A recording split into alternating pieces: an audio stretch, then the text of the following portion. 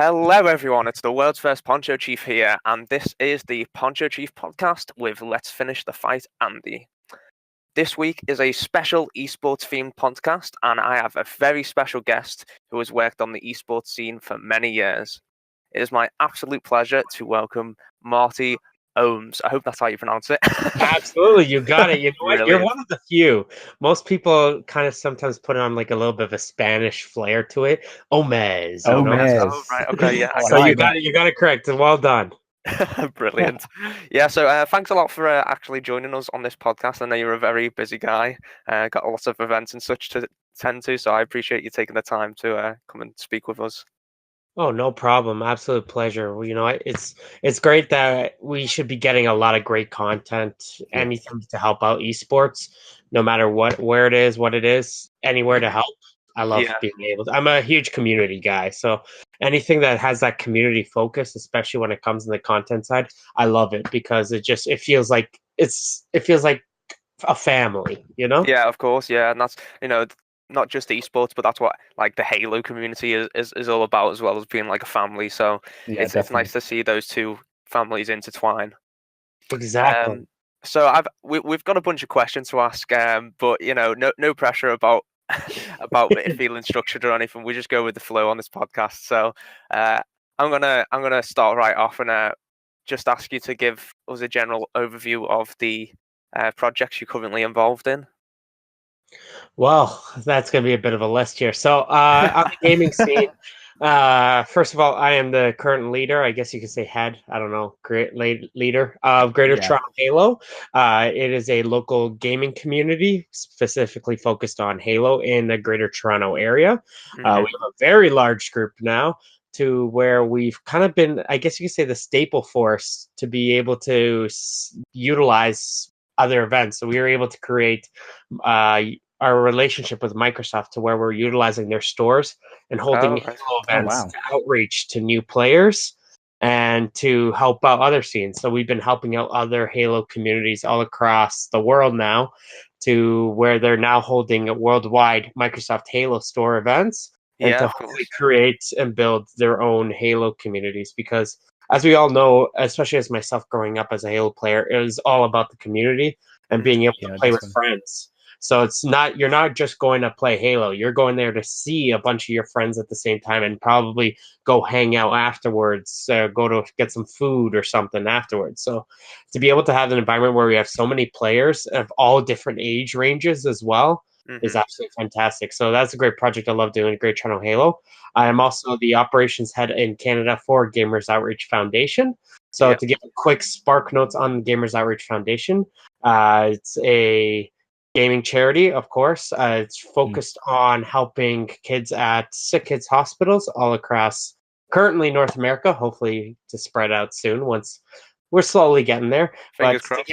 It's happening. It's happening. It takes time, because with something like this, when you're working with hospitals, it's something you don't want to rush. Of course. Yeah, of course you want to take your time, because it's all about quality, and when you're especially working with hospitals, and we want to make sure each gaming cart. So we build portable video gaming carts for Sick Kids Hospital. So especially kids who are quarantined into a zone or can't make it towards a gaming room, we're able to bring the games to the kids itself.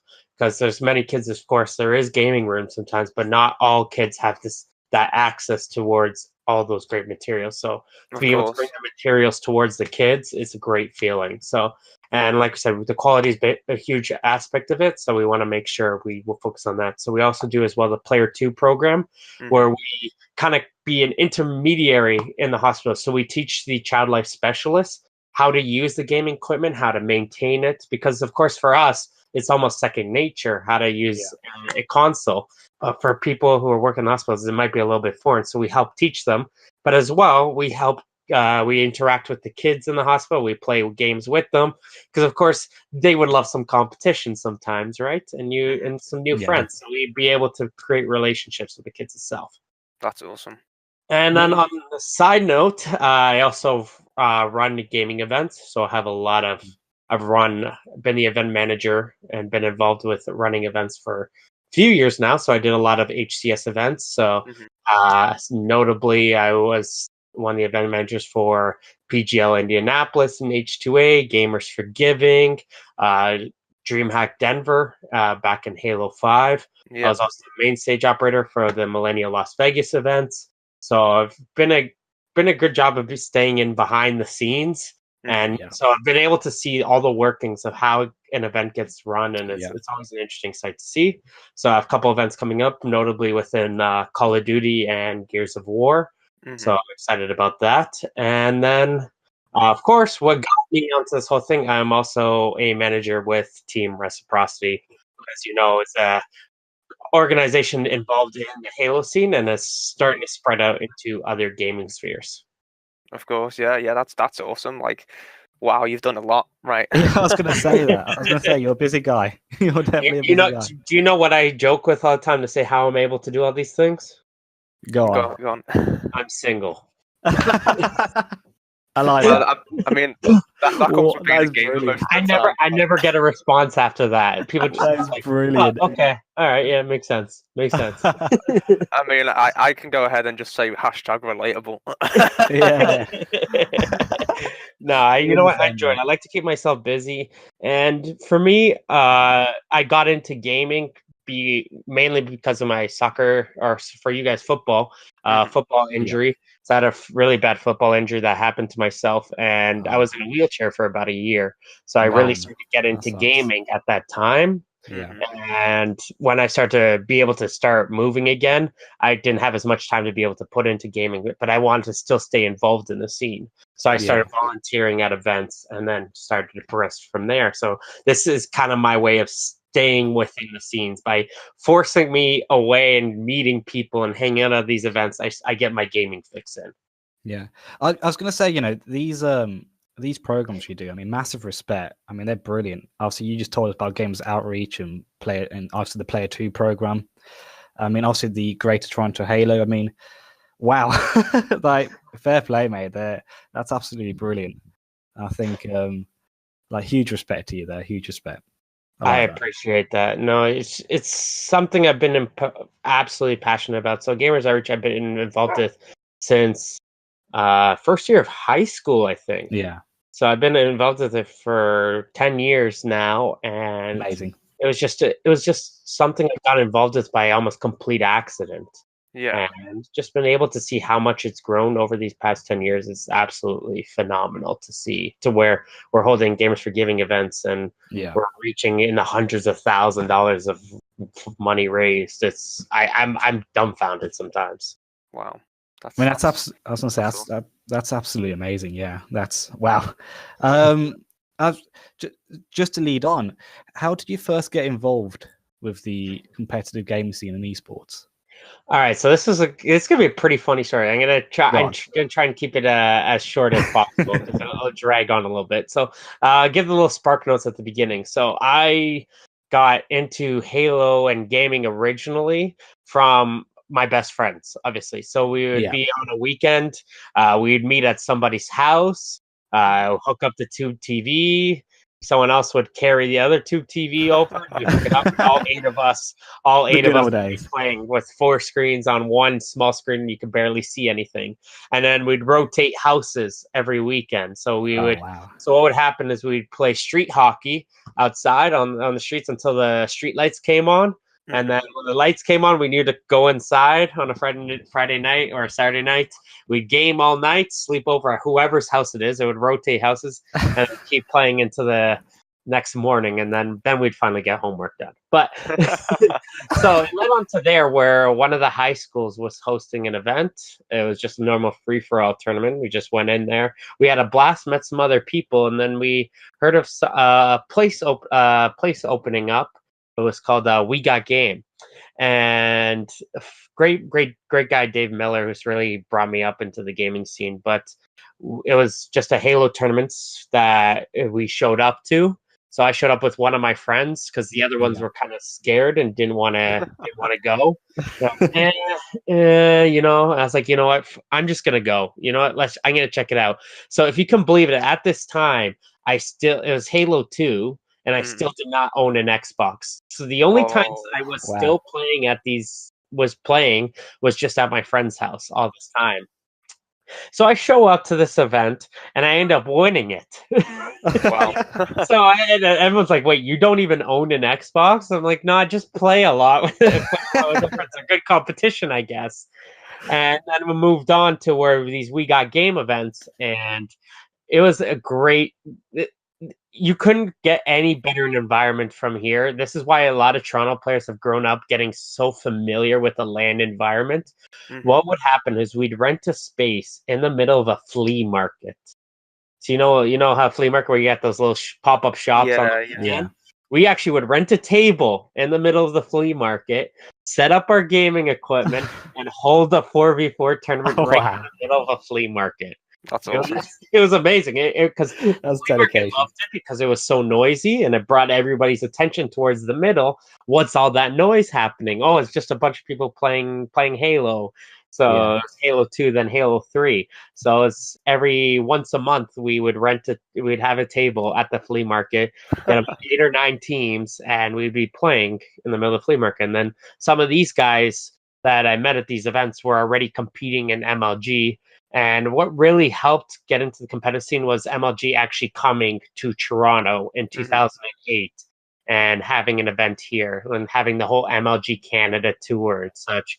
So by them creating a little scene here, it kind of helped bring a lot of those Canadian players like, okay, they're actually going to pay a little bit of attention because for most of us growing up, it's probably the same for you guys. You don't have the opportunity for many events as it's always in the States. So unless you're really good, definitely. you wouldn't really want to travel. So for me, just to travel, okay, the event's in Toronto, okay, 100% I'll go because I don't have to worry about spending that much money to go there and being able to experience it. And being able to experience it the first time, then I was hooked from there and then led on from other stuff. And yeah, so now I do Halo and I dabble in the Hearthstone side. Sweet. Hey, definitely.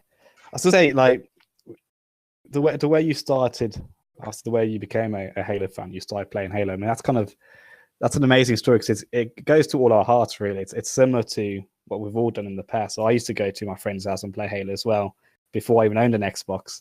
Yeah, so, it was with it's my the good old cousin days. bringing his Xbox over. Yeah. Yeah. Exactly. And one of my friends saw, shout out to my buddy Michael, and he showed me photos from the very first one. Like he scanned the photos, like he had the photos he scanned. He like you know how it is. You go to the store and the one-time use cameras. So he still had one of the photos and he scanned it and sent it to us. And it's crazy just it's just crazy to see how much we've grown since there. And then I knew the first time after hearing about MLG and such, and then seeing the MLG show in 06, 07, and then going to my LAN the next weekend. Oh, I was about 20 times better than everyone just from watching an episode. I was like, oh, I actually know where the weapons spawn now. Wow. I know there's times. I know there's times now. I thought it just popped up whenever it wanted. So it was a little stuff like that, but it's cool to see that one little thing, one little coincidence, one little moment in your lives when someone invites you over to their house leads into something like this. Oh yeah. Yeah, it is. It's crazy because I mean, like I wasn't even really that big into FPSs back then. I mean, like I probably only really played like James Bond GoldenEye on the Nintendo 64, but that was probably about it. So Halo, like, really, I think changed a lot for what people expected from video games, and more so what people expected from the social side of gaming as well. Definitely, just being able to grab a simple controller with your friends. You didn't need a second computer, and ease of access. Yeah, of course, yeah, and that's one thing that Halo has seemingly always had is the ease of access. Until Halo 5. Until Halo 5, but yeah, I mean, like, you know what? At least they recognized it for Halo Infinite, and they exactly. It's what can you do? But I appreciate it. And then so I didn't get my first Xbox actually until Halo 3 came out, the 360. Yeah. So I was very late to the party. So I was attending events for about good 2-3 years. before I actually was able to get my own Xbox. And that Xbox was planted in my mom's room. And so if she had to go to sleep, I would get kicked out of the room. So that's how she controlled my gaming time. That's actually a pretty smart idea. Yeah. I think my mom should have done that. I know, honestly, it worked out. It was a pretty good. It's like, all right, fine. You have no choice. You have no Time to option. get up. So I know I enjoyed that. So it was that, and then Halo and Warcraft 3 were the games. Oh, Warcraft, yeah. I mean, I dabble in Warcraft every now and again, but to be honest, my focus is still playing Halo. So. I couldn't get into World of Warcraft at all. Really? I couldn't get into it whatsoever. So Warcraft 3 was a perfect one. And it wasn't the actual game that got me hooked into Warcraft 3. It was the custom games ability. Just being the editing on Warcraft 3 to be able to design and build your own maps. Yeah. Imagine, look at Forge right now. This is pretty much how Warcraft 3 editor was back in the day. The possibilities were endless. The amount of different game modes you could be playing. Well, as you all know, Dota spawned from Warcraft 3. It was a custom game designed from there. So I didn't know that, but now I do. it just shows, like, you know what, the possibilities you have in that game was endless. So you'd be playing those games. So when we weren't playing Halos, like if we weren't able to go to each other's houses, we would go online and play Warcraft 3 with one another. And the custom games we would play is just the amount of stories we had for ages. To the point where sometimes we go to a LAN now, we pull out Warcraft 3 still, and we still play that game. That's awesome. Wow. So obviously we've just mentioned about like Halo and kind of the influence it's had on us. What kind of influence do you think Halo has had on the esports scene? Because obviously there's a lot of games in the esports scene now, but Halo in particular is probably still one of the most well-known ones. So what kind of influence do you think the games have had on esports? Well, it was the game back then, and let's say from 2006, maybe even earlier, 2004, maybe till about 2010 or 11, I would say. Definitely. It was Halo was the game. Like, there was nothing like it out there. Call of Duty was nowhere on the same level. Call of Duty was on a side station with 10 people watching.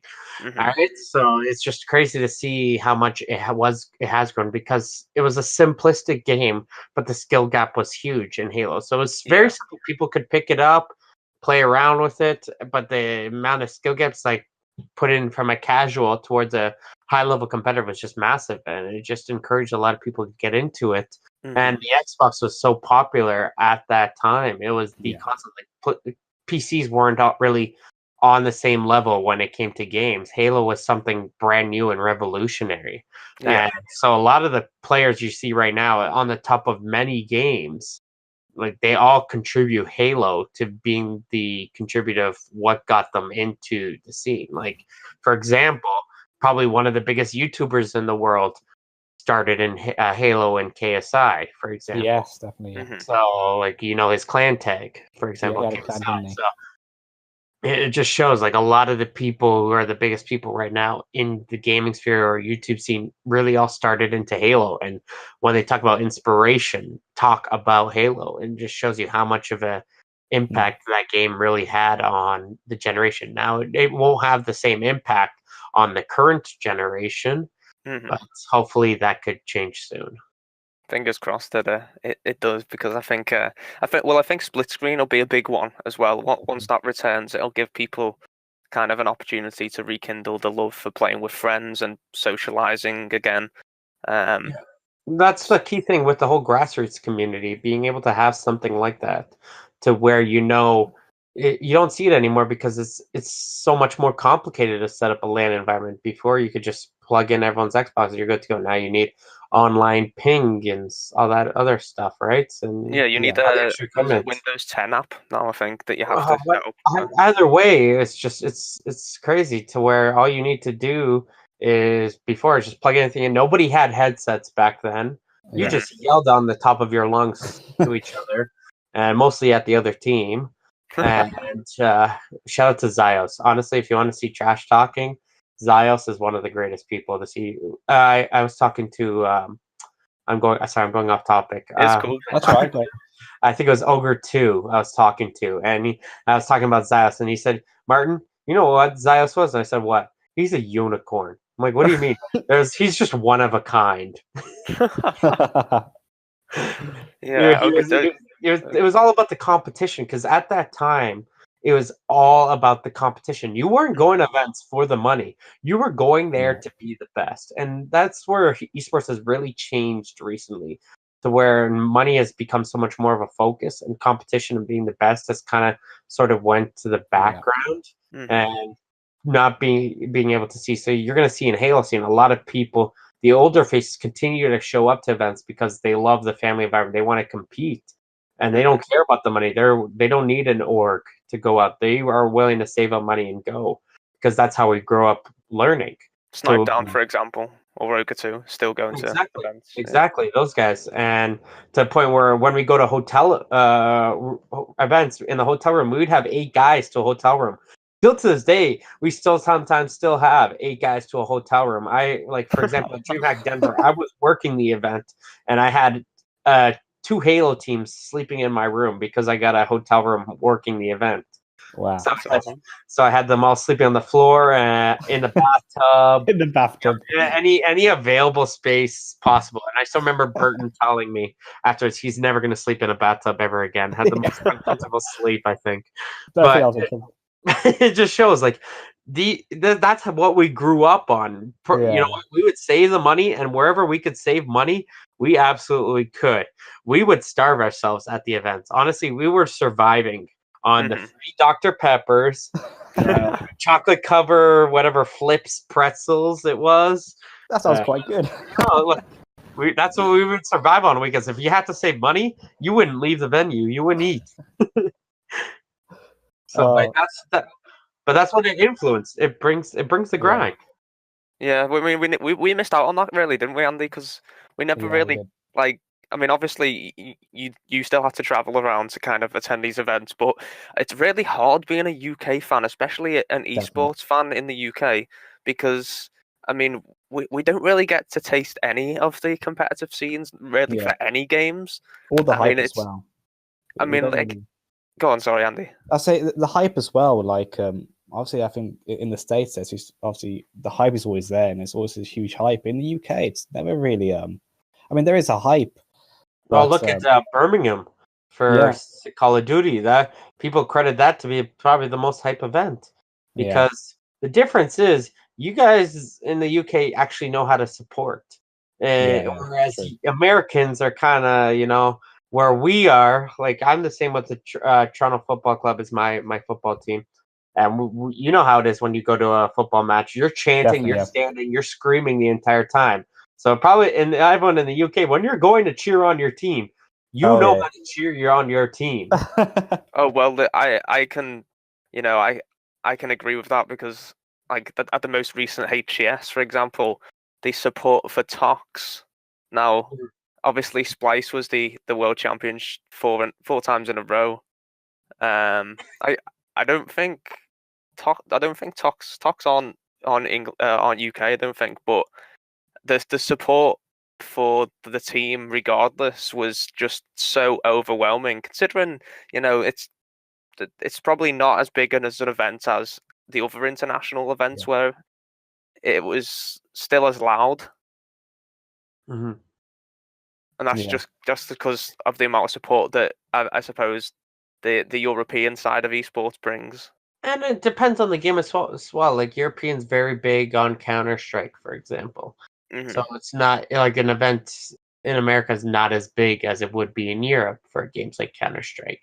Mm-hmm. So it differentiates depending on what game it is and what they grew up on. So Halo was really purely dominated in the North American scene growing up. So that's probably what's led to the differences, I guess you could say, between the games.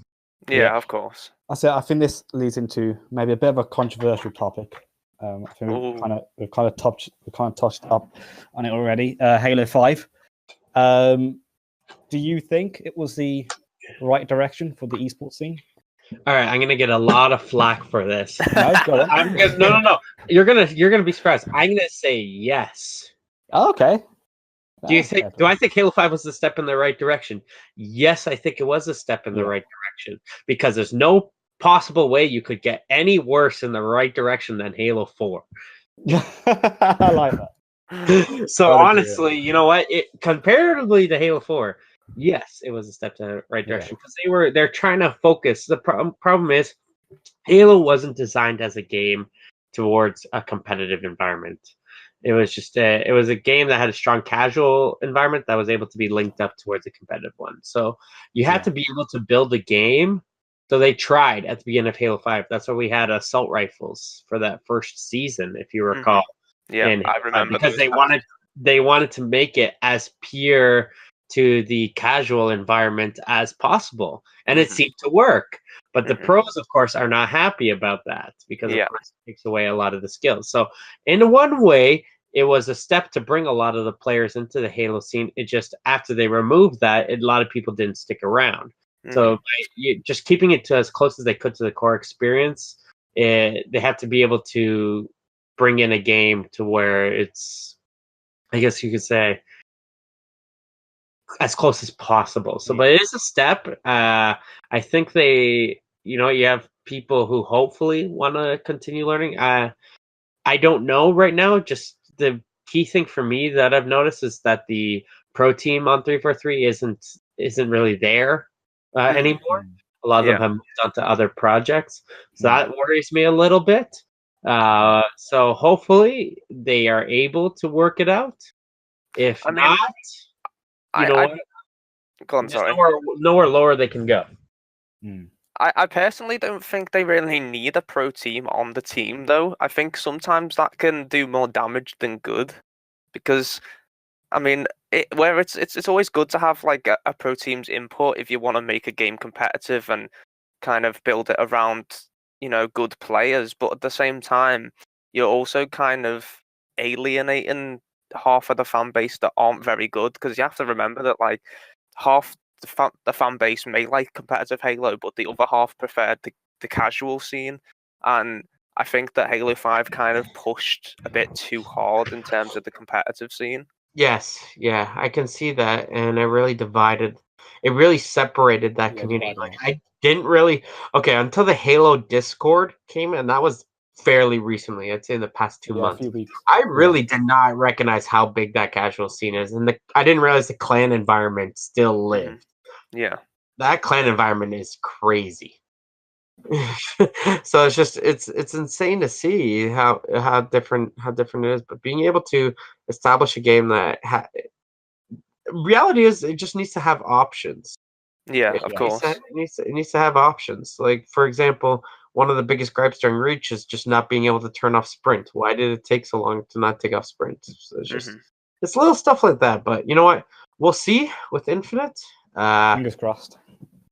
Definitely. Yeah, we'll see. It's just I'm gonna go in with everyone's gonna have. I think everyone's at a point where their expectations are not exactly that high, which might help. No, but the thing is, if you're expecting craziness, if you're expecting so much, you're obviously gonna be very disappointed.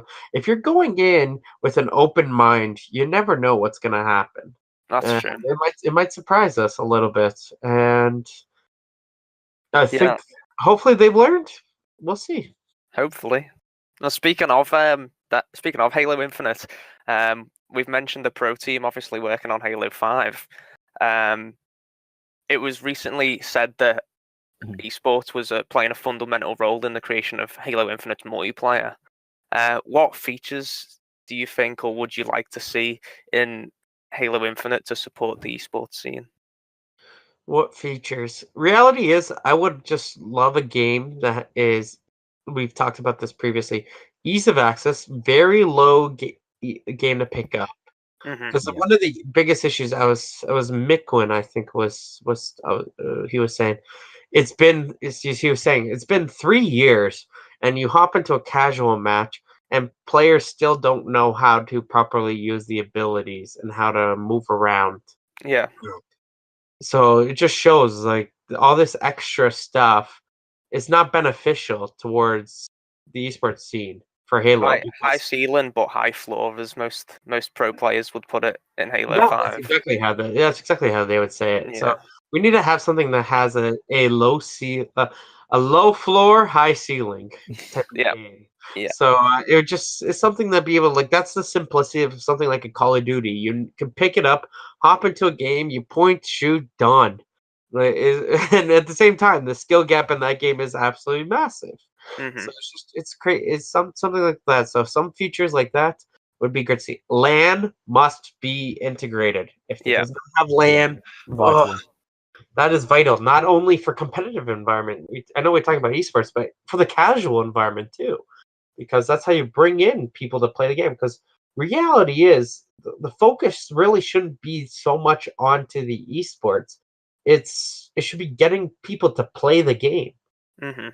If you get a bunch of people to play the game, some of those people will convert over towards the competitive side. Of course, and obviously too much focus on the esports scene might turn a lot of the casual players away from the game as well.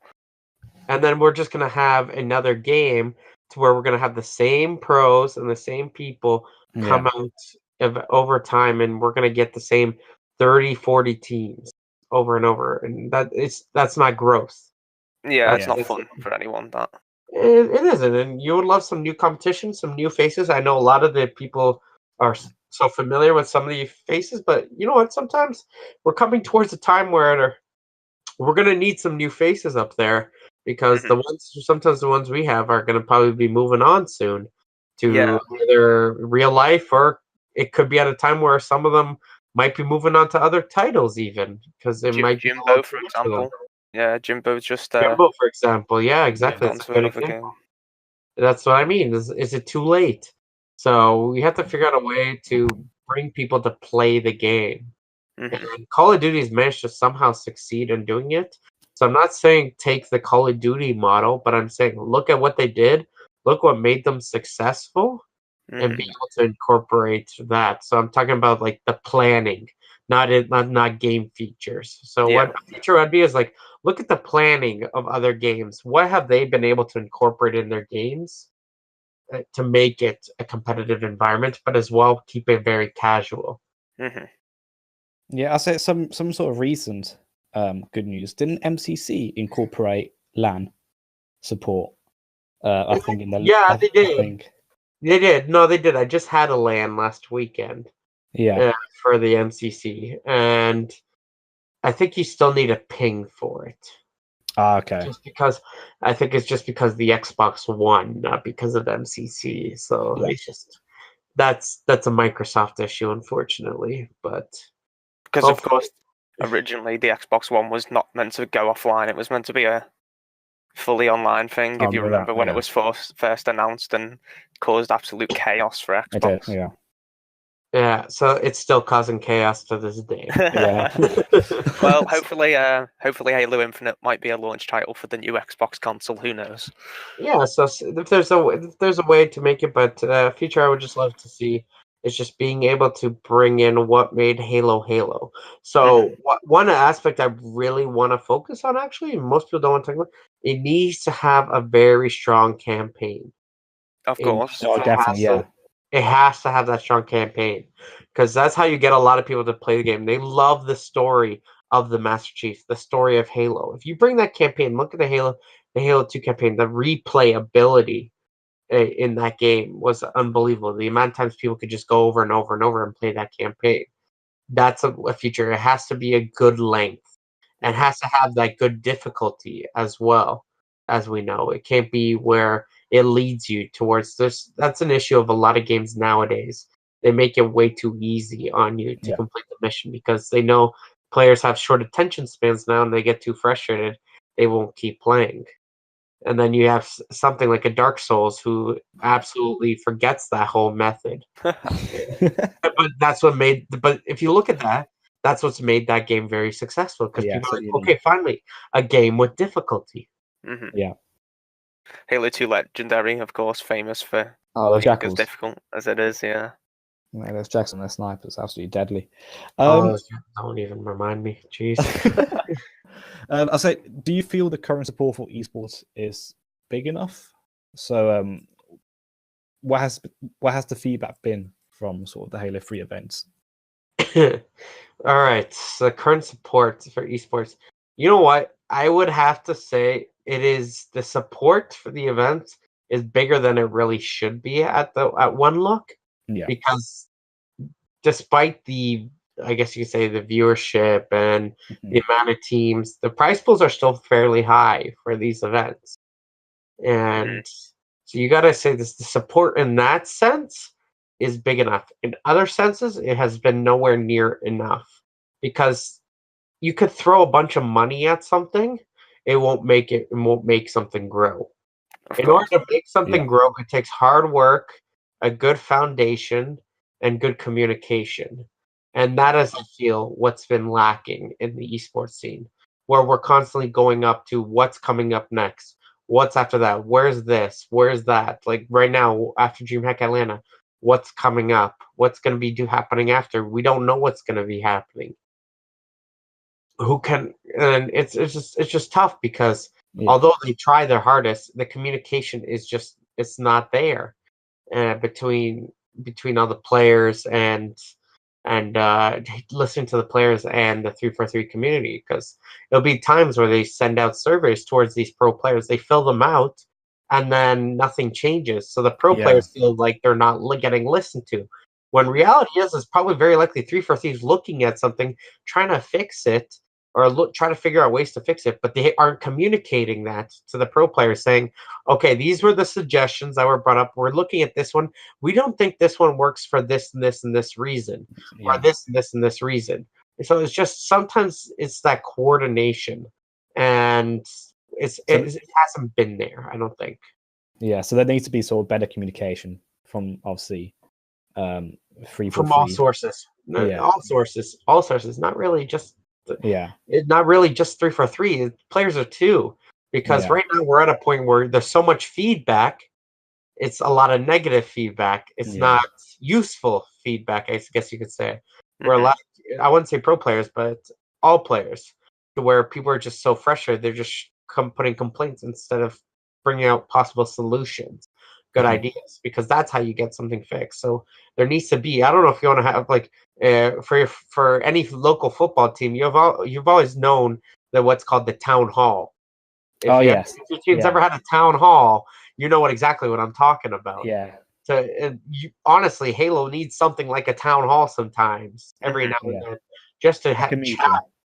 Just a meeting, figure out what do the players want, because at this point sometimes I feel like the players don't even know what they want. So what I think in this case is, now how about we just make a list of what we don't want? Sometimes that's harder in life. If you figure out what we don't want, we're able to then figure out what we do want. I guess you could say, like in relationships, you know what females you don't want, and so that's actually very helpful to know. So now you're able to figure out what you do want from what you don't, and so by incorporating what we don't want, maybe we could figure out what's left, what we actually do want from there. So it helps us. So feedback from there can be interesting. So feedback's been interesting. It's quite an interesting comparison as well, because obviously with what we do want and what we don't want, all very much so depends on individual preference. And since the Halo community is as split as we've previously mentioned, putting lists down for what some people might want and some people might not want it's a very difficult thing, especially for the Halo community, because I feel like some opinions are closed off very quickly, more so by its own fan base. So, for example, I'll give a very controversial example right now. I don't like Halo 3. But if I was to say that on a Halo forum or in a Halo group, I would immediately get disregarded as a Halo fan. And you'd get absolutely shut down, neg voted instantly. But it's those kind of views that I think need to encourage discussion rather than being shut down, because people aren't willing to say, why don't you like Halo 3? People are just like, you're clearly not a Halo fan. So it's a really hard thing to try and say to the Halo community at the moment. Write down what you dislike, write down what you like, and let's compare notes, because I feel like sometimes the most popular opinion isn't necessarily the best one. Yeah. So I have liked with sorry to interrupt, with I think Jess is her name, doing Yes. the surveys with the MCC. That I think is a positive step forward, and being able to incorporate the changes and what they want into MCC. So I'm seeing right now there's possible changes. Yeah. Yeah. I mean, she does a great job as well with the Insider program. She's been really involved with that. And also the Insider program itself was like such a great idea to obviously kind of get some feedback from fans as well. And it seems, from some of the sort of news I've had from friends, that the recent update, I've seen some obviously negative stuff about it, but I've seen a lot of positive stuff as well. That it does seem that it has helped. So and I know stuff like that, yeah, is how we move forward. And I know they want to do. I've heard rumors. I don't know if this was confirmed already, but I think things like the Insider program they want to do for like future titles as well, which is I think a great idea. But I think now more than ever, because I think we're so divided. I think discussion and sort of communication is literally so important. I mean, it always was important, but it's so important right now because it's a bit more vital now. Yeah, exactly. Because I think at times this community, it's like a thread away from literally shredding itself apart. Because like Jordan said, in conversations, if you say, an opinion which is unpopular, you do get shot down straight away. And I think sometimes this community just needs to sort of listen to each other a bit more and just kind of communicate, because it's, it's not just like we all want the best for Halo at the end of the day. We all want to sort of obviously move this franchise along and help it out. But I think communication is so important. And I think some people sometimes annoyingly forget that and just are very quick to attack others. No, I definitely agree with you there. And one of the key points I look towards is just back in the day, Halo, what we mentioned was the game. Now there's so many different options in the games that people can play now compared to before. So now, if you don't like this, you could definitely try about 18, 20 other competitive titles or other games you can try out. So it's just now that people have options, the community really needs to stick together and work together as one. Like, look at, for example, the Smash scene. They pretty much run the events through just the community. The community fundraises for sometimes some of the players to attend the events where they'll fundraise, help bring players out. Community all comes together and are able to go as one. Is the community divided? Absolutely, that Smash community is divided. Some of them prefer Smash on the GameCube. Some prefer Smash on the Wii. There's a huge different divide. So what they do, they have both at the tournaments. So it's just being able to work out what works and what doesn't work. Of course. But I don't think I touched on the second part. Sorry, the question was the feedback on Halo 5 events. Yes. So this is going to be a very touchy topic. I will say, just because I've been able to see what goes on behind the events, and I'm going to say this: what happens at the events is very underrated and is not appreciated well enough.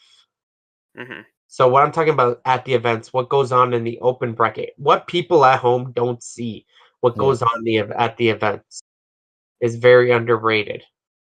That was one of the biggest complaints at HCS, actually, was obviously in the Gfinity arena in London. It's not really big enough for an international event anyways.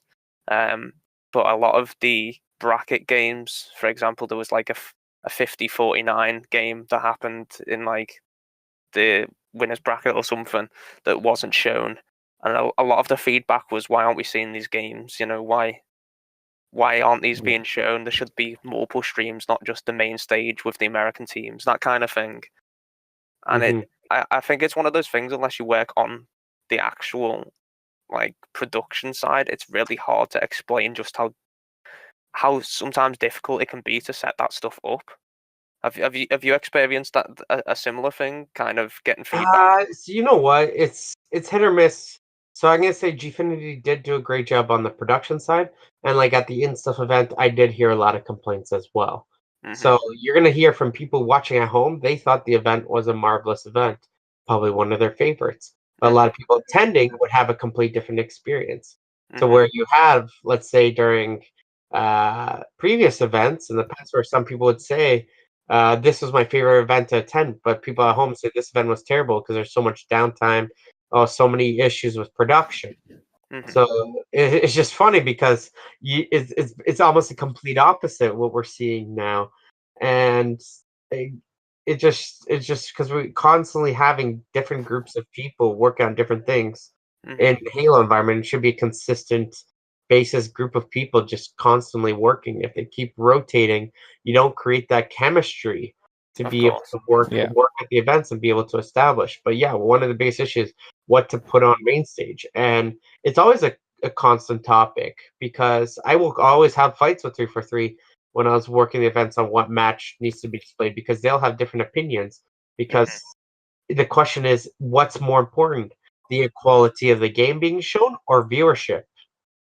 What do you guys think? So, well, I mean, I think trying to give a range of options. To be honest, I mean, main stage has always been obviously the focus of Halo events, and so it should be because it's got the name main stage for a reason. But I think the suggestion of having like a sub-stream has always been kind of ignored, and I think it's really important for players, especially not high-level players who are watching, to see those lower teams play and learn from that, because you get to see a lot more kind of a lot better interactions with the lower teams sometimes than when it's just Reciprocity versus Tox, for example, or something like that. You know what I mean?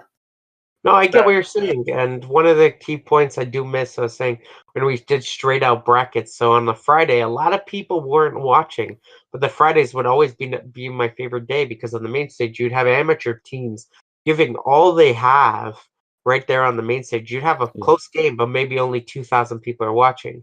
Whereas that's one of the reasons they probably do pool play as well. So the pro teams get more matches, which definitely is important.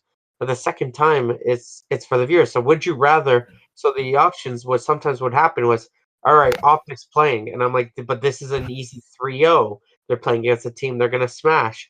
But people would watch. You would get 5 times more viewers because Optic is playing rather than two amateur teams. Let's say you never heard about. Battling it out, but because you know the amateur scene, that's going to be a closer match. And it's been many times where it's gone one way or the other, and it's just how it goes. At the end of the day, what's more important? And although sometimes we say the quality of the match is important for us as Halo fans, you have to think about who's putting on these events, who's raising the prize pools. It's the sponsors and such, and viewership is obviously a big point. Of course. Viewership has to be a big thing on the event. So obviously they're going to show like that 50-49 you mentioned between Trifecta and Lucid. Yes, that would have been a great match, but not as many people would have watched that over whatever they showed between Elevate and Reciprocity, I think it was. More people would have watched that match because of the names involved. So it's always a tricky circumstance. So yes, the second stream is always definitely important to have, but if you don't have it, you got to figure out what is that important aspect between the two of them, because you're never going to be able to figure it out if we can't figure out what do we want to showcase to I guess the environment. Of course, yeah. And like one thing that I found from the London events was there seemed to be a lot of like there seemed to be a more need for the teams that were playing based on the location of the event. So what I mean by that is, because it was set in London, a lot more people from England and from the UK were watching the event. Yeah. And I feel like they could have kind of hit two birds with one stone and got the viewership, but also have shown the teams that weren't as big. Because by showing these lower skilled UK teams or European teams, the viewership then would have matched. Like that's what I feel anyways. I mean, the numbers might not show that, but do you find that the location affects the viewership quite a lot, or not at all, kind of thing? Uh, you know what? This is why I'm going to point it towards. In order to get people to come into the scene and people to watch, you need to give them an opportunity to showcase their skills. And if you're constantly going to see the same 3-4 teams, as an open bracket team, you're not going to be able to enter the tournament because you know there's no chance you're ever going to get up there if you just keep seeing the same faces. If you see a new face or a new team show up there, you might be encouraged. Oh, I've seen that guy online. I can take him. Yeah, I can definitely come out because again, at this one point is this. Yes, the pro teams are very important.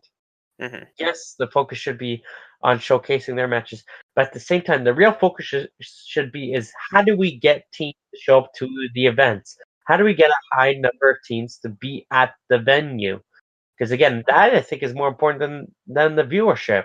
This should be how do we get back to the 100 teams registering, giving the open bracket teams a chance to showcase those skills. If we don't give them a platform to showcase their opportunities or give them a chance to showcase their skills to the people around them, why should they come again? Why should they continue going? Why should they come? And that definitely should be the main focus. Definitely. Yeah, no, it is. It's sadly it's something that seems to be getting a bit lost, especially with Halo 5 being as competitive as it is. But I mean, we've had a nice big talk there about events and such. So I'm gonna help push us along into the Gamers Outreach program that you mentioned earlier. Obviously, we've talked about various different communities. The Halo community specifically, as well. How do you think the Halo community in particular kind of compares when it comes to helping with events and stuff like that? In different aspects, it's way ahead of everybody else. In some aspects, it isn't. And we talked about it. It's a great community, family environment, but it's also very close-minded, as we talked about. So it doesn't leave much for the opportunity to grow for the Halo scene because not many people are willing to put in the work now because most people feel like there's no point compared to before. So you have some great members of the community, guys like Kolek, who's doing amazing things in Atlanta, guys people don't talk about enough. Who holds a lot of Atlanta lands. Brutus in Michigan. That guy's hosted, I think, over 150 lands in Michigan now. Wow. These are the guys who are really putting in the work, but aren't getting the attention or accreditation that they fully deserve.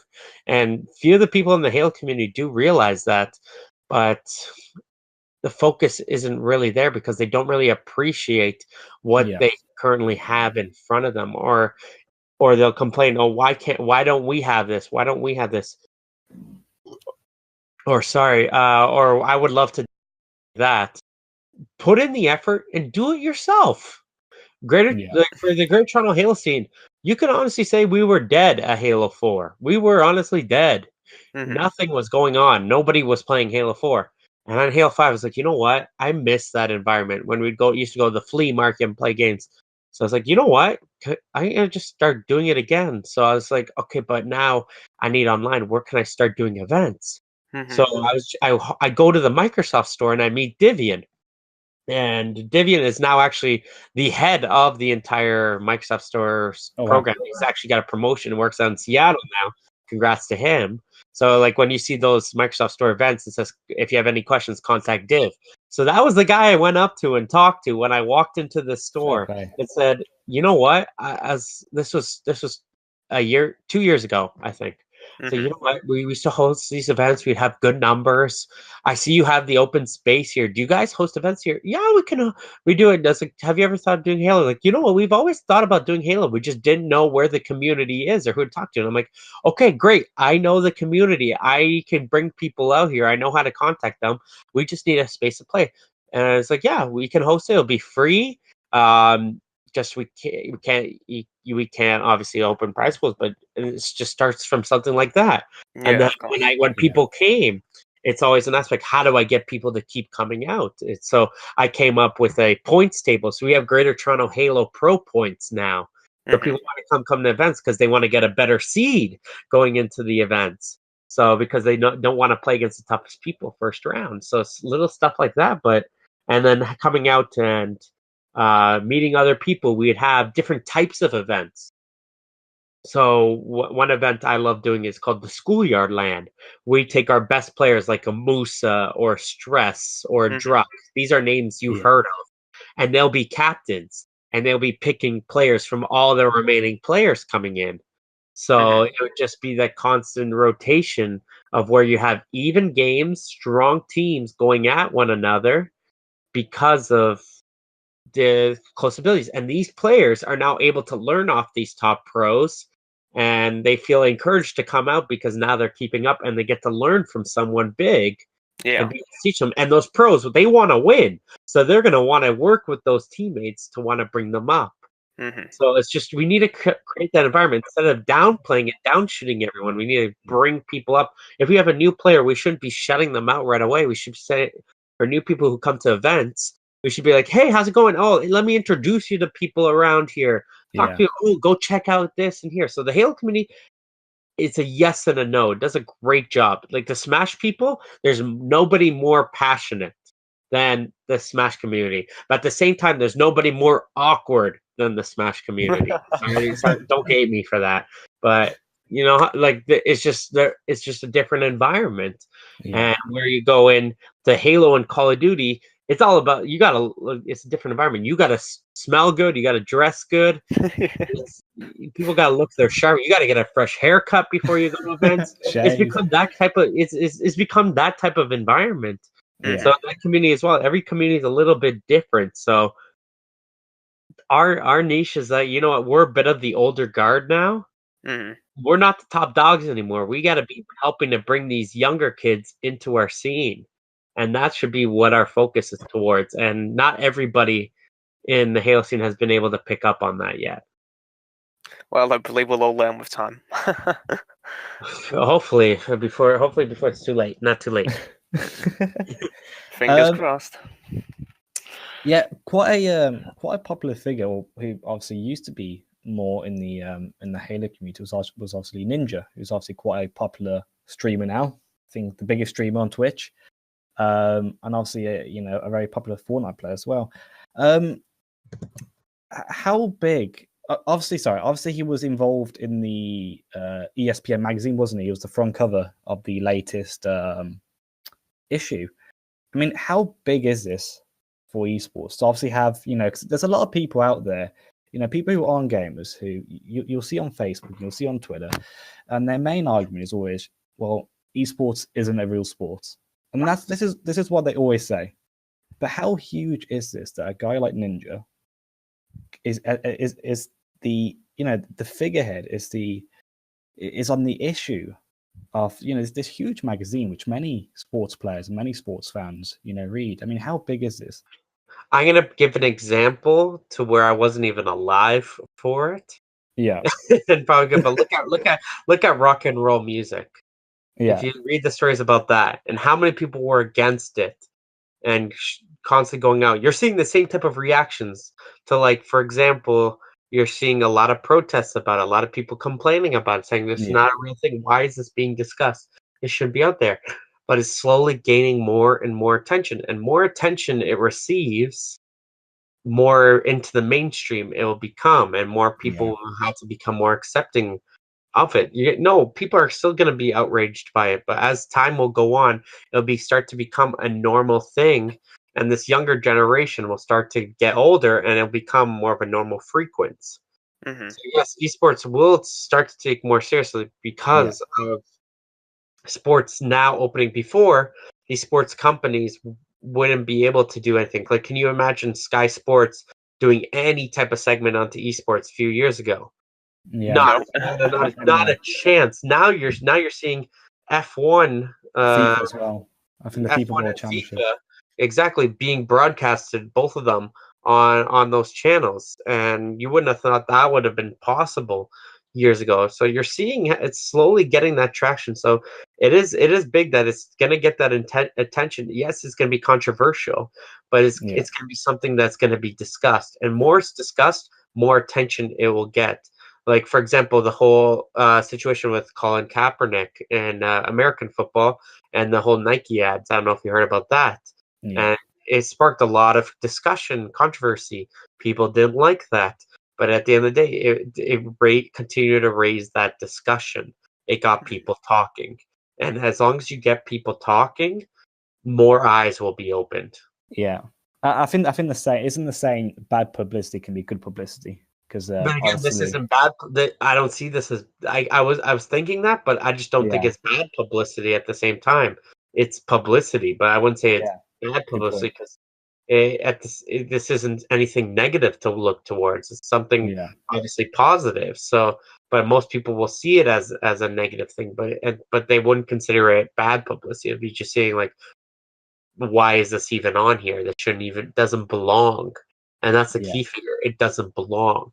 And I think esports players have really noticed that. And you're seeing that whole shift in the esports environment where you're seeing esports players really focus on personal health, fitness, just to try to. It seems like they've all realized, you know what, we gotta be in shape ourselves, because it's not you can't rely on yourself just to be out of shape, because it destroys your focus in games. Where you're seeing companies like G Fuel, Gymshark, all these athletic fitness companies coming into esports now and putting a main focus into gaming, and players are eating it up, and it shows like that negative connotation about players in the past, about couch potatoes, aren't really there anymore. Apart from That's me a and good Andy. Yeah. You know what? There's always exceptions, guys. Come on. No, that's really I interesting. never You thought mentioned Pastor Maldonado was ever a good driver, but you know what? There's exceptions. that. No, it's interesting because I was speaking to a few of the the pro players at HGS, and like they really look at a lot more built up than they used to. They go to the gym every morning before they play games to get everyone stuff, and you're like, wow, like Like, look at Musa. That man's a beast, oh and he's yeah, only 19? 19? yeah. Man's a beast. He looks like he's 26. But the whole stereotype of couch potatoes, yeah, it's completely gone out the window now. I think the gamers are kind of waking up and realizing, yeah, we need to stay focused. We need our reflexes to be the best, and you do that through making sure you're healthy and stuff like that. So So I'm gonna it's give a huge credit towards gamers, like the top gamers, because they're the ones who have influenced the community. They've all look at like guys like Optic Flame Sword. I'm gonna say for our Halo community, putting such a huge focus onto fitness, or look at Nick Merckx on Gears and now Fortnite fame. So those guys have really driven it home on how important fitness is, and it's really escalated because their fans see what they're doing, and they feel inspired, and they want to do what their idols or their favorite players are doing. of course, yeah, Definitely. yeah, it makes perfect sense. So in terms of kind of going back to kind of the evolution of gaming and stuff like that, from like CE to current games, what kind of, well, if any, do you think kind of as games have got better and the evolution of games has happened, do you think that's brought any challenges to the esports scene? So, well, we talked about it. It's a completely different environment from when we were growing up. Yeah. And one of the challenges is that gaming is growing so fast. We could be getting outpriced to where it's not going to Yeah. start being a little bit expensive to enter the gaming scene. Because think about it, in football, all you need is a football and two shoes to make that, and you can start playing. Yeah. Gaming nowadays, before, all you needed was a controller and an Xbox, if any, and you're good to go. Now you need a headset, you need this, and you need Mix that. amp, You elite need controller. you need a strong PC. That costs another grand. That's a challenge itself. It's expensive now to enter the gaming scene, to be able to keep up and have all the equipment needed to be on the same level as everybody else. It's unparalleled. You're spending thousands of dollars now to be able to be in that. So it's grown so much. And like I said, different challenge. One of the challenges is that I'm gonna see on the Halo scene that the younger generation, I guess you could say, doesn't appreciate what we went through growing up, I guess you could say. Because for us, we paid our own way, we grinded and did everything we could. We drove 24 hours in a carpool or whatever you had to do. Like teams from Canada, our teams from Canada for the HCS Orlando drove in a car. They were whining. They're still whining about it to this day. About driving all the way down there. But to save money, that's what they had to do. You're seeing guys freak out 3 weeks before the event. I need an org. I need a flight. I need someone to pay for it. I need someone to pay for it. No, you set that goal 2 months ahead of time. You save that money. No, you don't need G Fuel at this time. Save that money. That you go to an event. That's how you get the org's attention. And I guess this is on the reciprocity side. The amount of messages I'm constantly getting from people saying sponsor me, sponsor me, sponsor me. It's a different environment, you know? Yeah.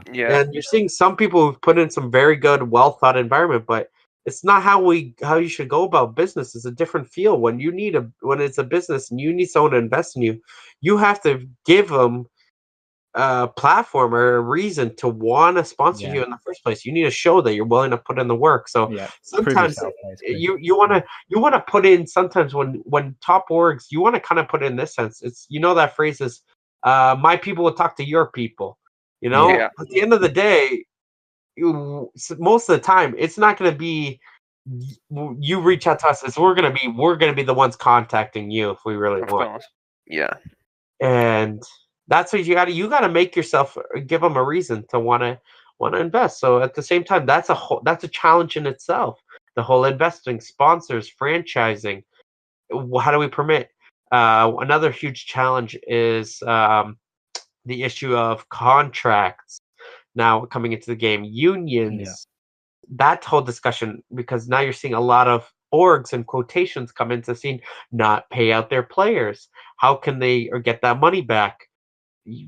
Little situations like that you're seeing constantly every month. There's always a situation come up to where someone's not getting paid or someone's not paying out or contract isn't being fulfilled. What do players do from there? What do orgs do from there? There isn't a set up system yet to acknowledge or to get people paid for their actual work. Like look at the designers. I feel bad that's one area in gaming that I think is getting hit the hardest. Everybody's expecting logos, Twitch things for free, and designers now have to feel like they have to do hours of work and give it out to free to get some type of exposure now because others have started to do it. And it's gone to a point where people are getting frustrated and steal other people's logos. So I feel terrible for the designing scene in esports. That's one of the biggest challenge. They should be getting credited and getting paid for the work they're doing because they're putting their time and effort into helping you brand. Of course, yeah. And that's sadly something that comes with, obviously, it just getting as popular as it has as well. Yeah, and then branding is a challenge. Last one, branding is a challenge. It's all about quantity, not quality anymore, really. More stuff you put out, more streams you got. You have to be able to sell your soul to be able to be at the top now. You got to have no limits. You're willing to do anything on stream, even if it's crazy, to get yourself some sort of attention. And it's a different type of life where before it used to be all about your skill. Now it's about how crazy you are. Or I don't even get me started on IRL streamers, but you know what I mean. Like, I know what you mean. It's a different challenge in itself. How far are people willing to go to now get attention? I'll say a great example, actually. I think this happened like a month or two ago. Ninja took a 2-day break from streaming on Twitch, and he lost 40,000 subscribers in 2 days. And I think that goes to your point that it kind of feels like we have to stream, or streamers have to stream every day now. It's kind of because they become irrelevant. Yeah. Because I mean, it's not irrelevant, but they'll lose, and then people want to come up. It's now coming to where it's a daily habit for people to hop into people's Twitch streams nowadays, and that's crazy to think. Like, people want the instant attention, instant gratification. That's what social media is about, that instant gratification. Rather than when you're younger, when you had something cool happen to you on the weekend, you had to wait and be patient and wait till you saw your friends the next morning to tell them what happened. Now people could post it all around there, and there's a reason I don't have Instagram. I don't want to care. I don't care what you're eating at this current moment. I don't care about how nicely your plating is. You ain't Gordon Ramsay, okay? But again, it's just that's the type of environment we live in nowadays, where you have to be. It's all about the quantity. People want quantity, and it's exhausting. It's absolutely exhausting. So I guess it's one of the things. That's when you guys are talking to me, like, I didn't know about this. I don't know about this. You know what? But at the same time, you got to remind yourself, a lot of these people don't realize, why are you doing this? And a lot of people say, I want to get popular. I want to do this for a full-time job. I want to do. Sometimes they need to focus a little bit more about why they're doing it. From at the end of the day, it should be all about you. Yeah, I'm definitely. doing this because I'm doing events because I love doing the events. I love being behind the scenes and seeing the players interact and see how an event forms and being involved. I love that feeling. Why do I do community gaming? I met a lot of my friends from all time through there. So I want to be able to create those type of situations, environments I had growing up to future gamers coming up. So why do I do gamers outreach? Honestly, I just think it's awesome. Definitely, yeah, no. But it's just stuff like that. You have to think about, why am I doing this? How is this helping myself as a person? And that's a challenge I see right now in the game sphere. A lot of people are doing it because it's the cool thing to do. They want to say they're a pro gamer. They want to make a life out of this. Is it sustainable? I don't know. Yeah. Honestly, I can like relate a lot to what you've just said, because it relates very heavily to the reason I made my YouTube channel in the first place, was the fact that I've been saying for years that I was going to do it, and I didn't do it, and I thought, why haven't I done it? Just do it for me. It'll open up doors. I'll get to interact with the community a bit more, and I'll get to say what I want to say. And already it's opened a few doors. Like me and Andy have reconnected. We didn't really speak all that much before this podcast came back up and running, and now me and Andy speak most days. Obviously, I've met yourself. We met a nice fella last week as well, who's who does Halo art. Yeah. So I mean, it's very important, I think, for people to make sure that they're doing things for themselves instead of trying to get famous. But sadly, that is what technology has enabled, is for people to wake up every day and only care about how many likes they're getting on the status or how many views they're getting on the stream. Absolutely. So I'm going to say, great advice. K Matify, Kelly, great streamer. He's not someone who has a lot of viewers. He maybe, every time I hop in, maybe 10 to 15 viewers, but he has probably the strongest communities in Twitch I know of. Mm-hmm. He has a consistent community of people because he appreciates it. But he says the first thing you always do if you're starting out as a streamer, you get a piece of tape and you put that tape over the viewer. Don't look at it. You don't want to see it. You should be acting the same if you have 0 viewers or if you have 100 viewers. You should be doing exactly. And I was like, you know what? That's how it should be. Yeah, that's fantastic. That's great. It should not change the amount of viewers. When I stream, if I have nobody watching, I'll still be doing the exact same things as doing horrible Formula 1 crashes or something, or doing silly grenade play. So everyone knows I am one of the worst players with grenades. And it gets to a point where I didn't even realize it. One of my mods put together a whole clip montage of my terrible grenades and put together and I wasn't even paying attention to that because, you know what, it was blatantly obvious, but I wasn't paying attention because I was just having so much fun and laughing about it. So it's just little stuff like that. If you're able to interact and just have fun, or just remember that you're just having fun. So why do I stream? I don't know. People seem to like my stories, and I like being able to share stories and talking to people when I play. So that's the only reason why I do it. If no one's on, I will put on my mic and I'll talk to people in the game. Either way, I'm talking. Yeah. I think that's some great advice, to be honest. And obviously on the topic of advice, and I know this is sort of the last question. What advice would you give to someone who obviously is maybe new to esports, or has just got involved, whether that's been a caster, manager, or behind the scenes? Well, it's pretty much to what you guys were just talking about anyways. You are Yeah. always thinking about like, what did you? Oh, I've always wanted to do this. I've always wanted to do it. Yeah. Just go out and do do it. it. Yeah. Sometimes all I hear from other people is excuses. Oh, I'm doing this. Oh, I got this going on. I don't have time. You know what? I've already told you a lot of things I do in the gaming scene. I do a lot of stuff in the sports scene, and I play on 3 sports teams. I do this. I go to school and I work full time. So you know, if it's all about time management at the end of the Yeah. day. If you're able to schedule your time effectively, you're not going to procrastinate. Yes, I miss out on all the latest TV shows, but you got to realize what is the biggest priority here? Is it Game of Thrones, which I still haven't seen, or is it? Ooh. I know that's what I'm talking about. But I got tickets to see the orchestra live in 2 weeks. So people are Oh, laughing at me. I'm seeing the Game of Thrones orchestra. that's true. And I didn't watch the show. I was like, "Yo, I heard they have epic music. I Oh, want man, to the music's amazing. The See, music's that's what I mean. legendary. Perfect. But that's my point. Like, you have to think about what's the priority at this time. Is it watching the latest episode of Game of Yeah. Thrones, or is it at sitting for that 1 hour and editing that podcast that I need to Yeah. release? What do I need to do at this time? Relatable. Yeah.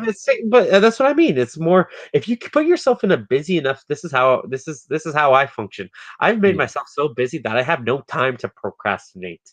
So because I realize if I don't do it at this moment, I'm never gonna do it. Yeah. So at the same time, you gotta think you gotta stop putting it aside. So like for example, Shyway, he's someone who's come up really strong right now on the Halo YouTube community, put together great analysis videos. He's worked really hard, but he's something he was constantly talking about. It's like I wanted to do it. I was like, just start putting it and start posting it onto YouTube. Start getting it there. Then you're gonna grow. You're gonna start interacting. There's gonna be one person. From one person will be another person, and you'll be constantly able to grow. Or now he's getting thousands of people watching, and people will now want him to cast an event. Or I told a couple of my buddies in high school, they were making student films, just like films for film class in high school. Yeah. It's like, this is great content. Why don't you guys post this onto YouTube? Like, nah, nobody will watch. I'm like, yo, you never know. And if you don't, at least you know that if you later on, you'll be able to go back and watch this and laugh about it later. You know, talk about this is what we did in high school. Now they're one of the biggest YouTubers in prank videos now. All of a sudden, if you heard of the guys called Nelk, so these guys they've been absolutely phenomenal. Now there are over 2 million subscribers or whatever. But it's just wow. it's just putting aside that little thought process and that little intuition in your head, like, nah, I'm not good enough. Nah, I'm not good. That is something I heard my whole life. For example, I was never a tall person, but I play keeper. It's just if you're not tall, you're never going to be keeper. But you know what? You got to tell yourself, you know what? I'm going to prove them wrong. I'm going to prove them wrong. And I did prove them wrong. I got to a situation where I could fully say, you know what? I proved them wrong. And I show that I could play football a completely different way and still make it effective. Mm-hmm.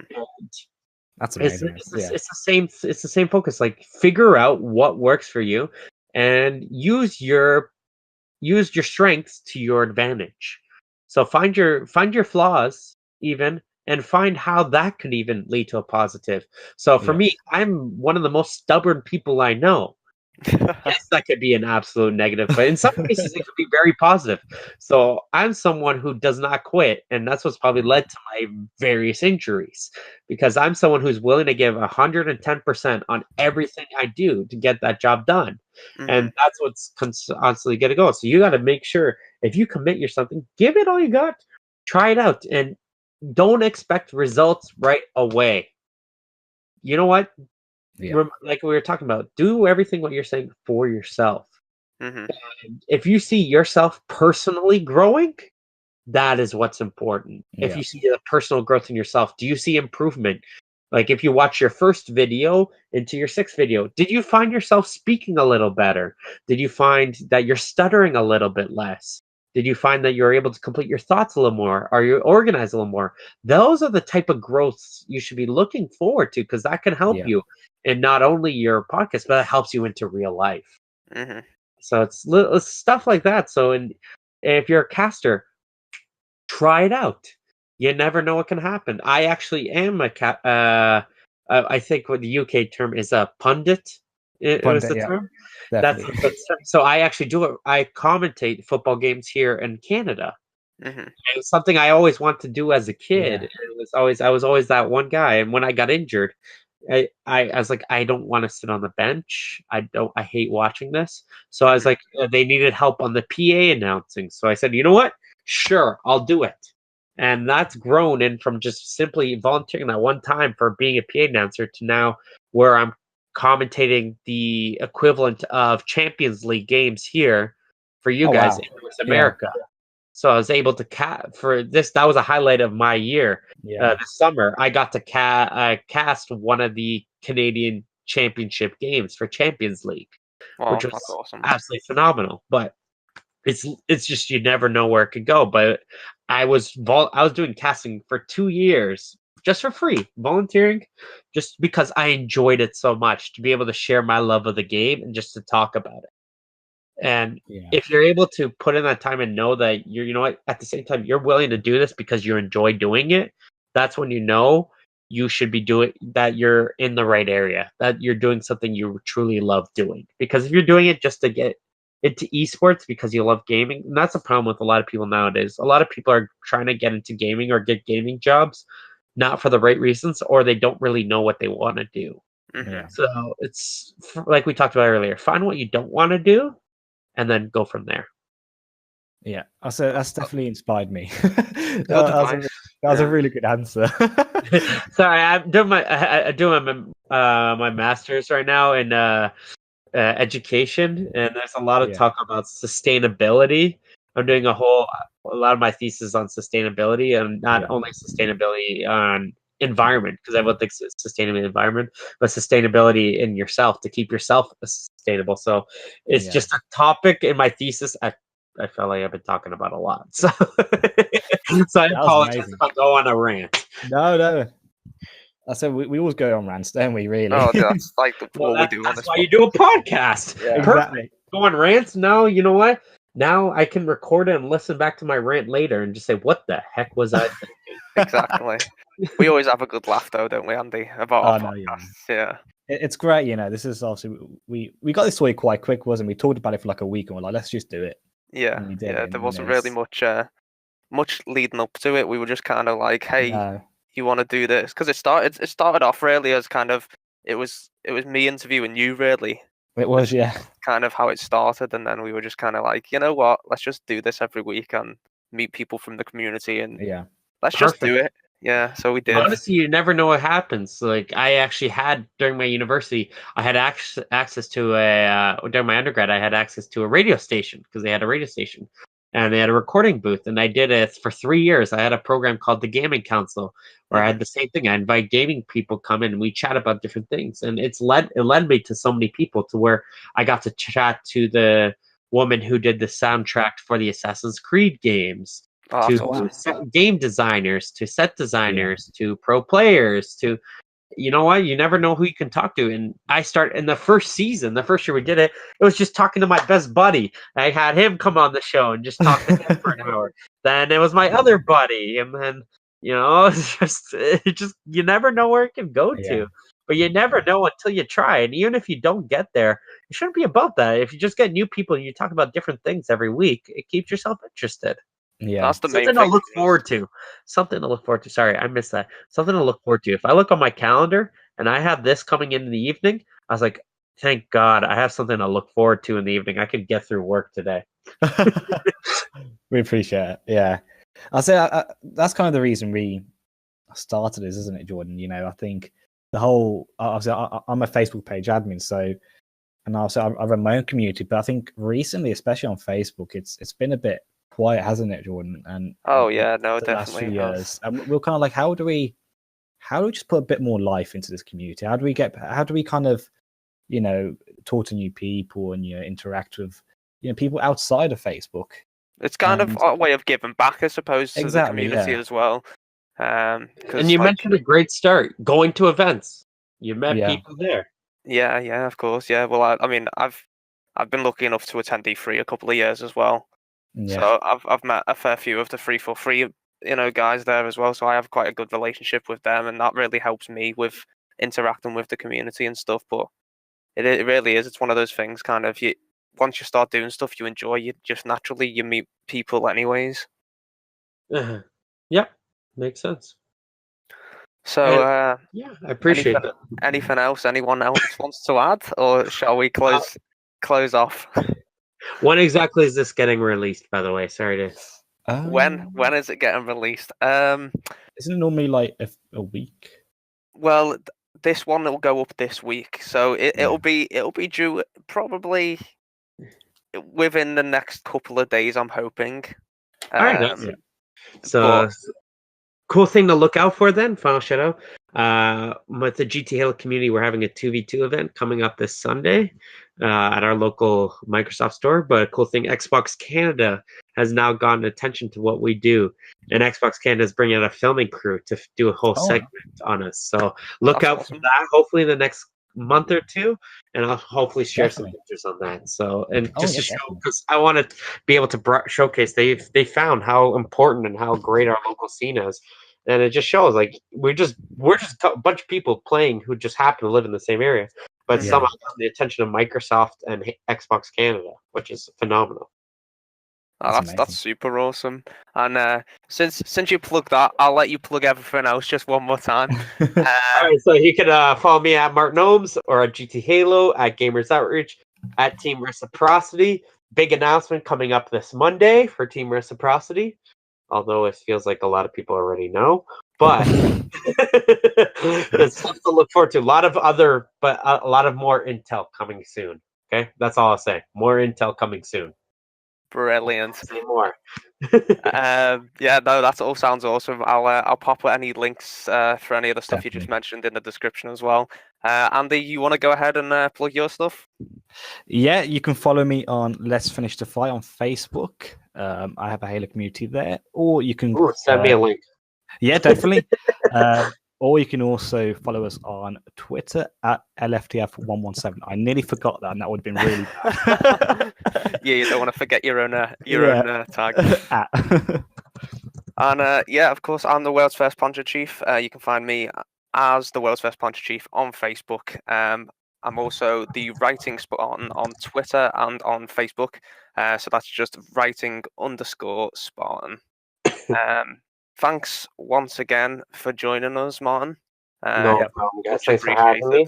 Yeah, it's no problem at all. Hope you guys enjoyed it. Hopefully I didn't amazing. too much, and hopefully I didn't deter anybody. Oh no! If anything, I hope that a lot more people will be interested in esports after this podcast.